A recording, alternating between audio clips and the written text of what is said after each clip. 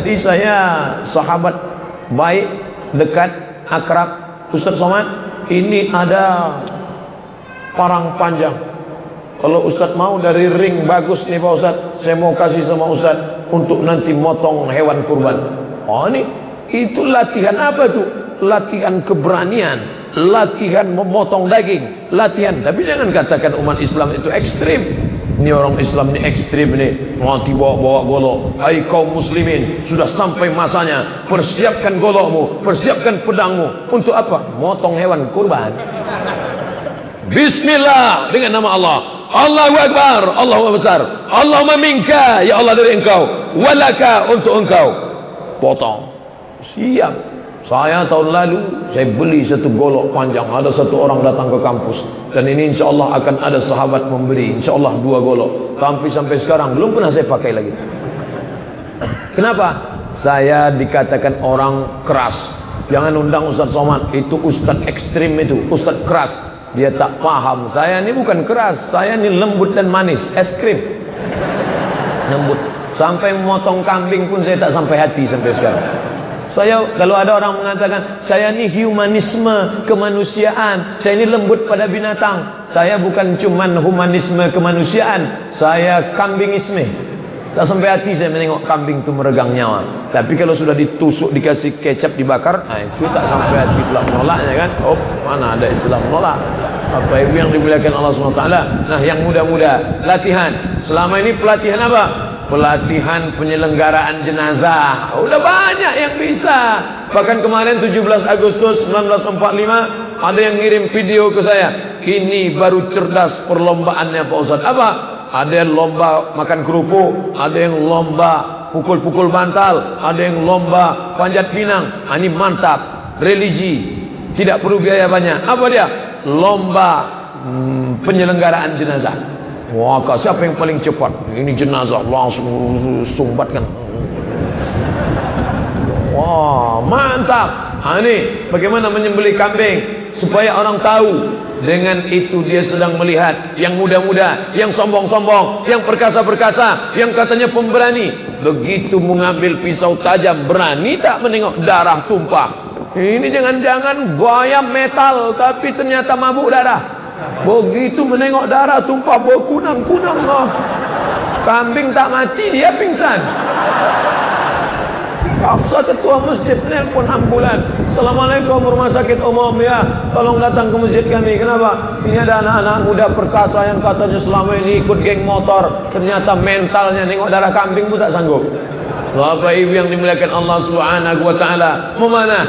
Ustaz Somad, gimana kalau saya belikan busur untuk anak saya Pak Ustaz? Mantap. Busur mana? Oh, dulu saya foto WhatsApp saya itu saya buat fotonya pakai saya sedang memanah. Oh, tapi sekarang saya robah gara-gara ada jamaah yang salam ke saya. Assalamualaikum Ustaz Abdul Robin Hood Somad katanya. Wah, dijadikannya saya belum Robin Hood. Saya robah. Sekarang gambarnya bersama ulama Sayyid Usama Mansi Al-Hasani Al-Malaki, orang ulama hadis dari kota Makkah Al-Mukarramah, murid langsung dari Sayyid Muhammad Alawi bin Abbas Al-Maliki Al-Hasani. Apa maknanya? Kita harus memanfaatkan segala aspek. Nabi menyuruh latihan berpedang, latihan memanah, latihan bela diri, latihan selama tidak campur dengan jin-jin. Tapi kalau ada campur jinnya jangan. Anak muda mau diajak kawan, ayo kita silat. Silat apa namanya? Silat batin. Gak perlu pakai jurus 1, jurus 2, jurus 3. Langsung saja kau salaman, nanti tiba-tiba tergantung request mau apa. Kalau mau minta jurus monyet, langsung bisa manjat ke atas. Mau minta jurus babi, langsung seruduk-seruduk saja. Jangan, itu artinya dimasukkan jin ke dalam badan. Bagi yang sudah pernah mengambil belajar seperti itu, harus diruqyah supaya keluar jin-jin yang ada di dalam badannya. Adapun latihan ketangkasan, latihan berkuda. Kalau di Batam sudah ada latihan berkuda, ikuti, lanjutkan. Kalau kami di Riau, di Pekanbaru ada latihan berkuda. Makanya kemarin ada pasukan berkuda, bawa kuda, saya diminta naik ke atas. Ustaz Somad, naik ke atas kuda. Yalah, naik saya ke atas, saya pegang talinya. Dah, begitu udah foto, langsung turun lagi. Ambil fotonya aja. Bapak Ibu yang dimuliakan Allah Subhanahu wa taala, rukubul ghail, berkuda, ar-rimayah, memanah, ketangkasan memanah. Aneh bin ajaib yang mengajarkan memanah Nabi, yang mendoakan Allahumma saddid sahmahu, ya Allah tajamkan anak panahnya dan tepatkan panahannya. Siapa yang mengajarkan itu? Sayyidina wa Maulana Muhammad sallallahu alaihi wasallam. Tapi aneh bin ajaib, sekarang Republik Indonesia kehilangan atlet memanah. Muslim terbesar di dunia di sini, jamaah haji terbanyak di sini, atlet memanah Muslim hilang. Kemana aja anak-anak muda kita? Berkuda, bukan Muslim atletnya. Memanah minim. Insya Allah diiklankan ini terus akan bangkit semangat. Berenang, kami mau berenang payah Pak Ustaz. Kenapa? Bayar di kolam renang per jam, 1 jamnya 50.000. Mana ada duit anak muda untuk beli pulsa lagi, mau share berita gimana Pak Ustaz? Ini daerah tepi laut di pulau, tinggal terjun aja ke laut. Apalagi yang muda-muda katanya hawa nafsunya bergelora, darah membara, libido seksual. Gimana mau hijrah nih Pak Ustadz? Mau sholat, mau puasa, tapi nafsu seks terus gak mau hilang. Naik berkuda, hilang insya Allah nafsu seksnya. Mau manah, insya Allah hilang. Berenang, bolak balik berenang, kelilingi pulau Batam, hilang hawa nafsu. Apalagi kalau berenangnya ke laut sana, bukan cuma nafsunya yang hilang, orangnya bisa hilang sekali. Jadi tak ada itu alasan saja itu. Bapak Ibu yang dimuliakan Allah Subhanahu wa taala, ketika kita bisa bersama, terjalin komunitas, masalah persatuannya apa ya terserah. Persatuan pencinta kuda, berenang dan memanah, terserah apa namanya. Adapun setan sikut menyikut itu memang sudah kerja setan. Jangan salahkan setan. Ini banyak orang menyalahkan setan. Pak Ustadz, kami kemarin sudah buat komunitas di Batam, mantap Pak Ustadz. Ada orang kaya, ada pensiunan, ada orang tua, ada anak muda, ada ibu-ibu, ada remaja. Tapi akhirnya kami bubar Pak Ustadz. Kenapa? Itulah Pak Ustadz, salah setan. Setan kok disalahkan? Setan buat begitu, itu memang sudah SOP dia, SOS namanya, standar operasional setan. Setan jangan disalahkan. Yang salah itu siapa? Kita. Inna syaitan, sesungguhnya setan qad ya'isa, sudah putus asa. Setan sudah putus asa an ya'isa an ya'udahul musallun. Setan putus asa untuk menggoda orang ngajak solat.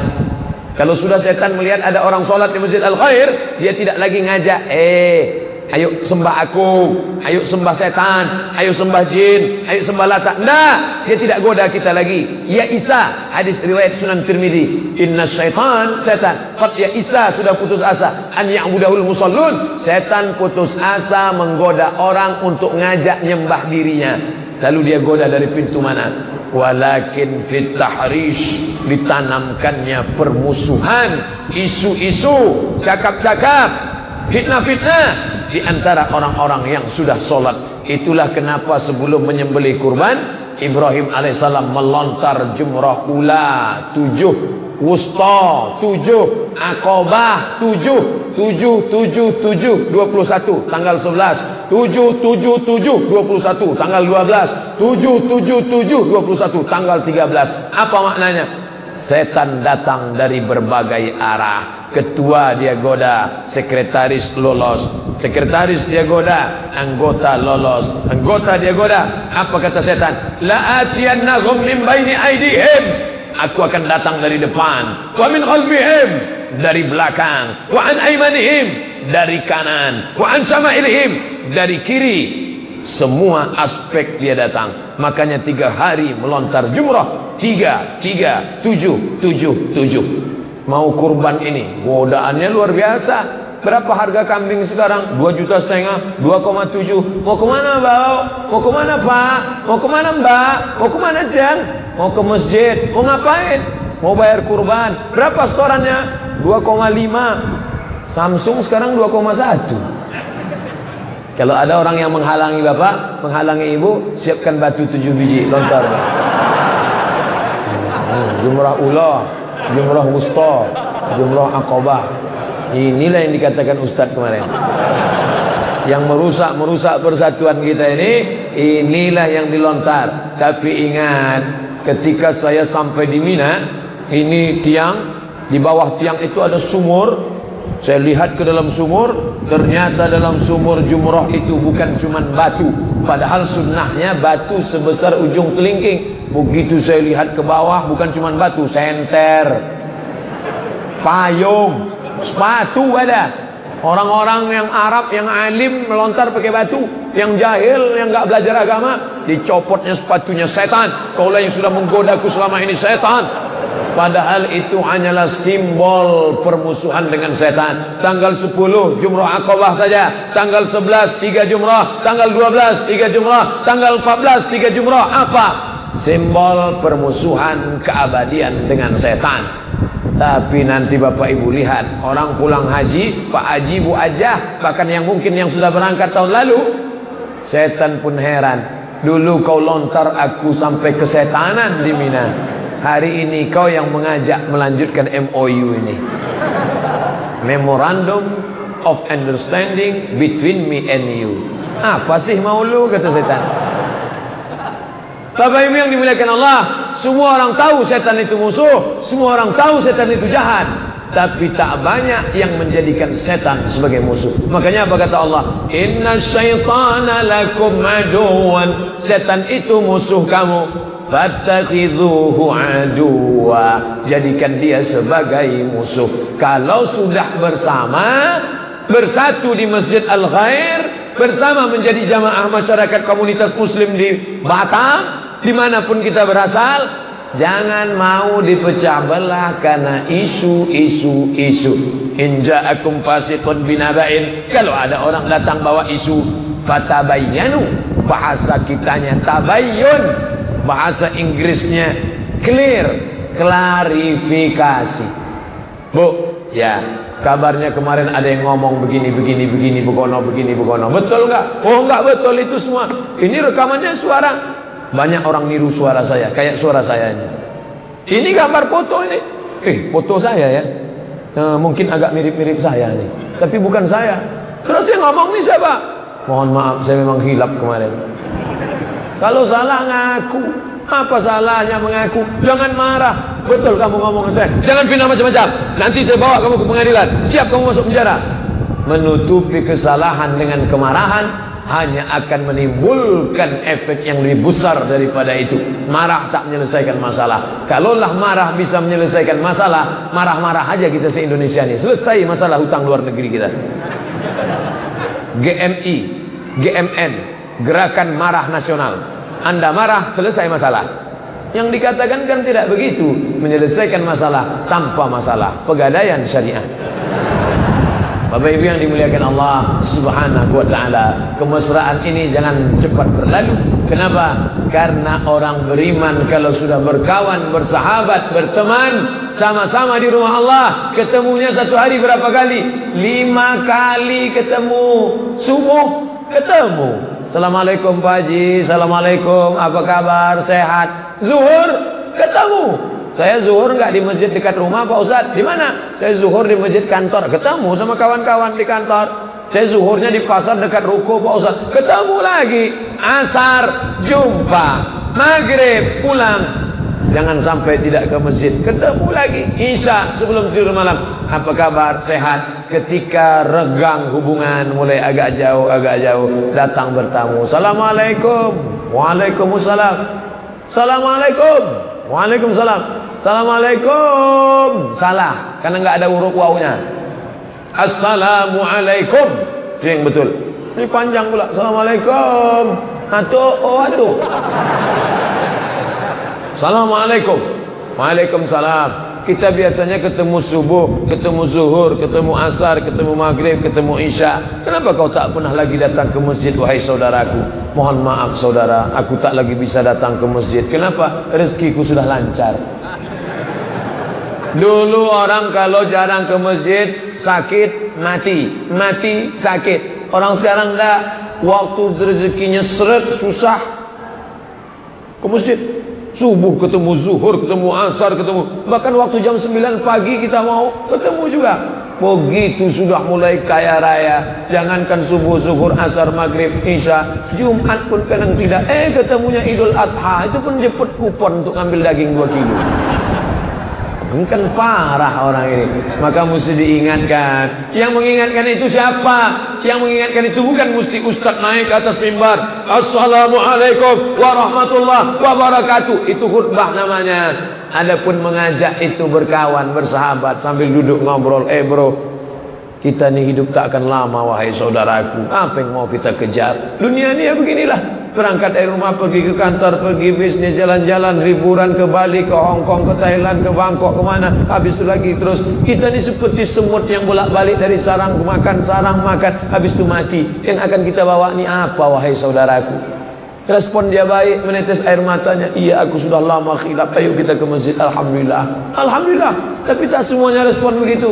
Ketika kita nasihati dia, ngapain ente nasihati aku? Ente aja baru sholat 2-3 kali kok. Sabar, ini ujian. Jangan serahkan semua sama ustaz.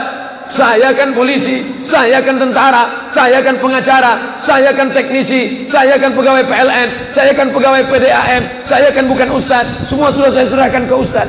Ustaz ngajar Quran, ustaz ngajar fikih. Adapun ngajak orang sholat, itu tanggung jawab kita bersama. Jadi jangan salahkan, kok ustaz, saya risau dengan tetangga saya ini. Kenapa? Tiap hari ngetuk pintu saya ngajak sholat. Masih syukur dia mengajak kita sholat. Makanya kalau dikatakan saya, Ustaz Somad itu da'i, Ustaz Somad bukan da'i, Ustaz Somad hanya guru ngaji. Yang dikatakan da'i itu siapa? Orang-orang yang bukan ustaz, bukan ulama, bukan cerdik pandai, manusia biasa, tapi mentalnya siap. Da'i diambil dari kata da'a, yad'u, dakwah, da'i, mengajak orang ke jalan Allah subhanahu wa ta'ala. Abdul Somad tak pernah ngajak orang ke jalan Allah. Jalan Allah mana? Nih, yang diceramahi Abdul Somad ni siapa? Orang-orang yang sudah berada di jalan Allah. Setelah ngumpul semua ramai, barulah Abdul Somad ceramah. Assalamualaikum warahmatullahi wabarakatuh. Yang mengajak kemari siapa? Yang masang baleho di luar siapa? Yang share informasi di grup WA, Twitter, BBM, WhatsApp, Instagram siapa? Yang mengajak, ayo kita ngaji siapa?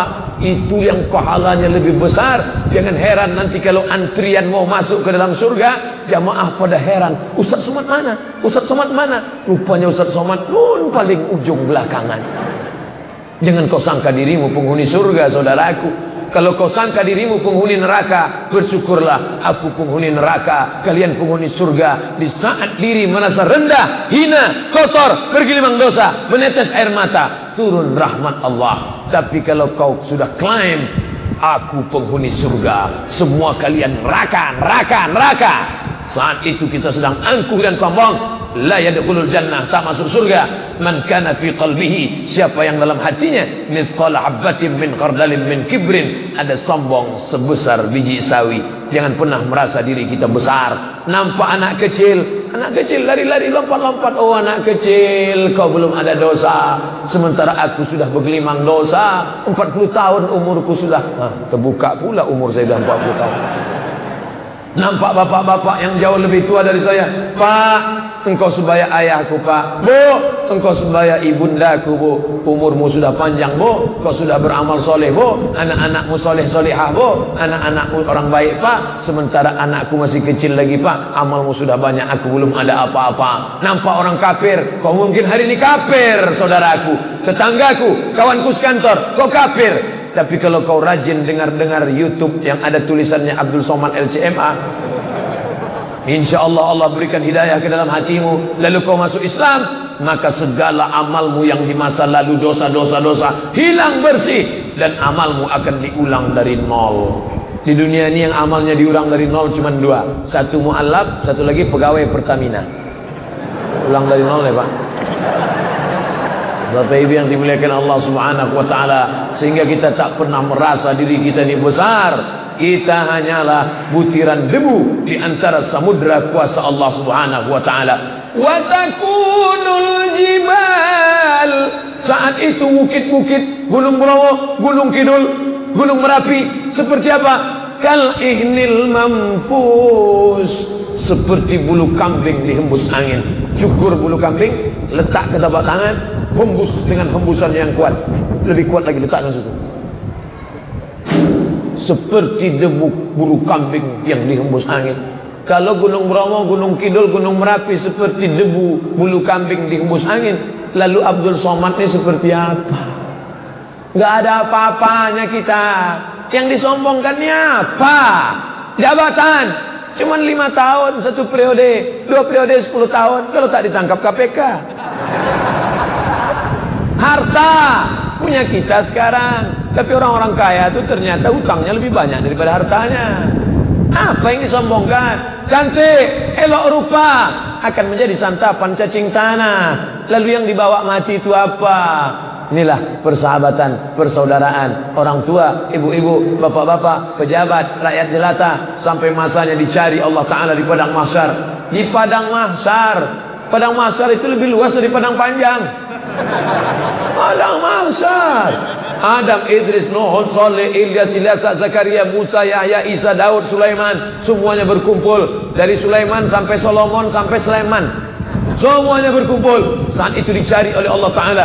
Ainal muta'abbun, ainal muta'abbuna bijalali. Mana kalian yang dulu bersahabat karena aku, berkawan karena harta binasa, berkawan karena kuasa sirna, berkawan karena harta akan hilang.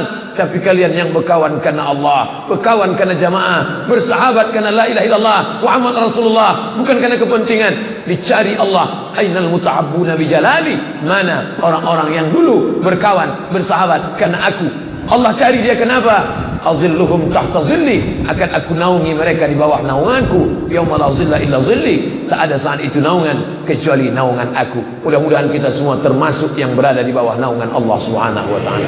Amin ya rabbal alamin.